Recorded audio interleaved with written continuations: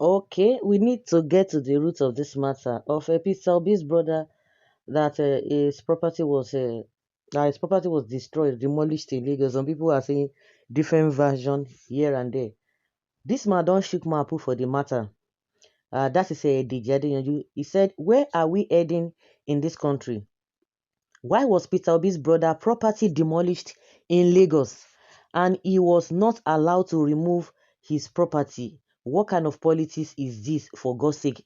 So where does Adeyanju stand on this? Is he trying to blame the government, or is he trying to, sympathize with Obi and his brother, or is he trying to say the right thing that really his property was demolished and he was not allowed to take his property? That how what the law says? Because some people will tell you that, oh, it is not possible for government to just say they will want to go and they will demolish your property without even notifying you that it is not possible and all of that. Of course, a lot of people are having opinions based on the question that Adeyanju is asking, that what kind of politics is it? Is it as a result of trying to get at Peter Obi or what? Because that statement carries weight. Well, when you hear the word Nigeria, run as your leg can carry. This country is no more a country, but zoo, animal kingdom. Anybody can come and do anything and go scot-free. Of course, nothing will happen. They will tell you, say nothing will happen. Up to today, we don't even know and cannot even explain how Next Cash and Carry, that was the best and number one shop for household items in Abuja, went down. Obi owned that place too. Now this is unacceptable. Now, which court could have ordered a demolition without hearing the full matter?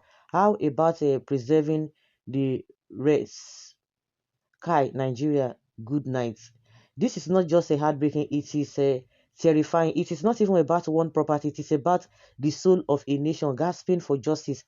A system that allows this evil of lawlessness is not just broken, it is dangerous.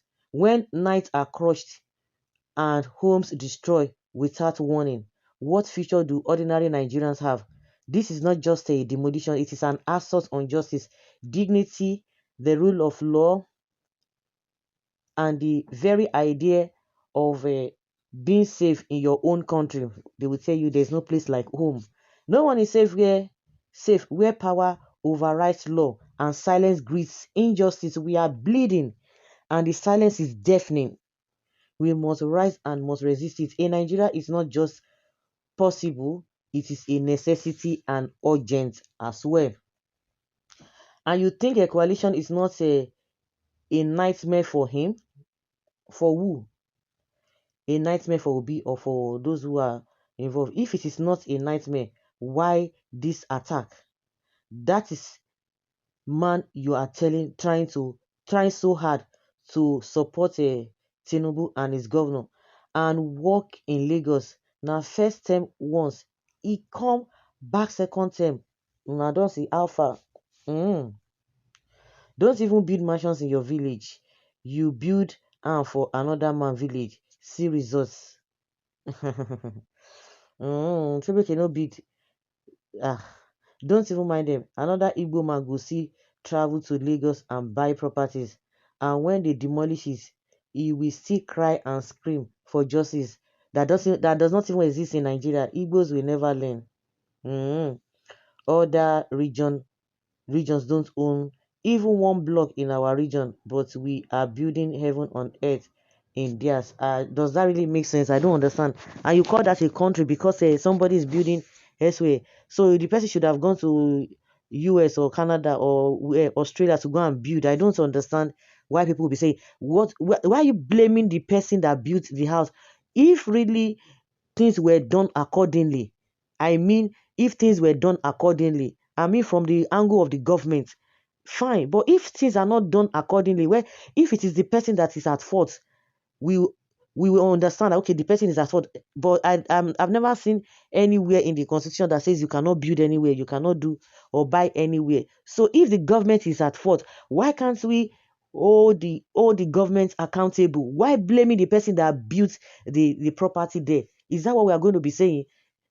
then they will continue doing this kind of a thing because they will come in these guys and be looking for excuses here and there. Oh, we did this because the person did not comply to this and that. Let us know whether the person complied to the rules and regulations, or it was the government, or it was a deliberate act. Just like Adeyanju is asking that what kind of policy is this? Like I said, that statement is heavy. That statement carries weight. Why blaming the person that built instead of you to face the government? And you think in that your village there is no injustice? Because these politicians are there together, they act in different way. They don't act the same way, but at the end of the day, evil is evil. Evil is evil. So how can we continue in a lawlessness environment? The lawlessness or the injustice can come to you in a different form tomorrow. It might not be you buying land or building or whatever. So when we are talking, we should know what we are talking. Why blaming somebody that bought land? Hmm. You say they don't love you. Somebody say they don't love the Igbos. Is it the Igbos politicians that love themselves? Or you think it is the same Yoruba politicians, they love themselves? That their people are crying, Ibian power, people have lost their lives in the process. This is what we call politics of bitterness. Yorubandits, Agbero action move. One day we will account for all our deeds. Now that one sure pass. Now Peter be the target. They wanted to get at him through his brother. Is a biological brother? Must we tag everything with politics? But when you see if it is politics, we know now if it is political, so you should not talk about it because it won't sound as if you are making it a political thing. Any society where lawlessness overrides the rule of law is not destined to be a haven for investors. Recent reports showing that Nigeria's human rights indicators have worsened merely highlights severe shortfalls in government protection for civil liberties, personal security, and basic living standards. If it is political, we say it is political. Not minding whose us is God at all. Deji, as a lawyer of high repute that you are, it makes a lot of sense if you find out the details of that property before you pass judgment. It doesn't even make any sense when you pass judgment without getting stories from two sides.